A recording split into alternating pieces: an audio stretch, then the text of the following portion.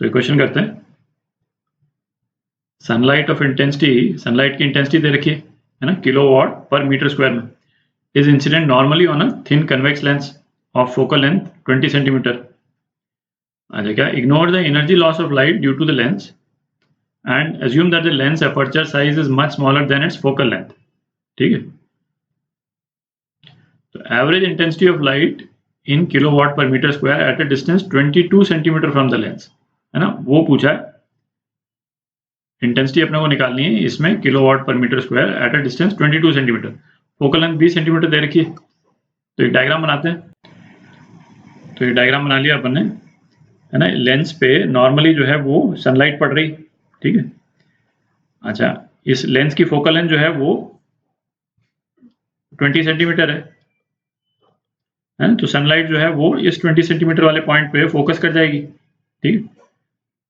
अच्छा, इसका एपर्चर जो है वो अपन ने थोड़ा सा बड़ा बना दिया क्योंकि क्लैरिटी के लिए, है ना, डायग्राम के हिसाब से। बाकी इसमें दे रखा है कि अपर्चर जो है वो फोकल लेंथ से काफी छोटा है। अच्छा, और हमको क्या पता करना है कि ये जहां जो इमेज बनी इसके बाद में 2 सेंटीमीटर बाद लाइट की इंटेंसिटी क्या होगी। तो लाइट की रेज जो है वो इसी तरह से बन जाएंगी जैसा अपन ने डायग्राम में बना रखा है, ठीक है।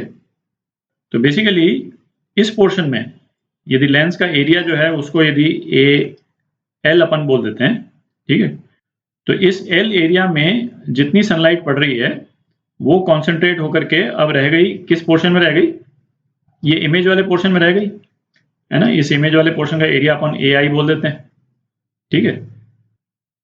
तो सनलाइट की जो एनर्जी ए एल एरिया में थी, सनलाइट की वो एनर्जी अब ए आई एरिया में रह गई, ठीक है। तो अब अपन इंटेंसिटी निकाल सकते हैं। तो intensity of sunlight at image, ये क्या हो जाएगा, जो इंटेंसिटी ऑफ सनलाइट जो आ रही है ना, ये 1.3 जो दे रखा आपने को, कितने एरिया में कैप्चर किया अपन ने, एरिया ऑफ लेंस इसमें कैप्चर किया, और अपने को पर मीटर स्क्वायर निकालनी है। तो इसको एरिया ऑफ इमेज से अपन ने डिवाइड कर दिया, है ना। तो बस यही निकालना है अपने को। तो ये दोनों एरियाज का रेशियो निकालना है अपने को, ठीक है।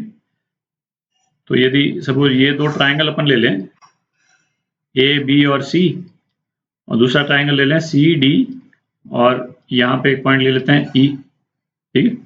तो इसमें A B upon B C किसके बराबर हो जाएगा, डी ई अपॉन सी के बराबर हो जाएगा, ठीक है। तो ये कितना हो गया, ए बी को लेंस का रेडियस बोल देते हैं कैपिटल आर, है ना, और डी को जो इमेज है वो भी सर्कुलर इमेज बनेगी, है ना, उसको बोल देते हैं स्मॉल आर से डिनोट कर देते हैं, ये भी सर्कुलर है। तो ये कितना हो गया, आर अपॉन बी सी है 20 is equal to R upon 2, ठीक।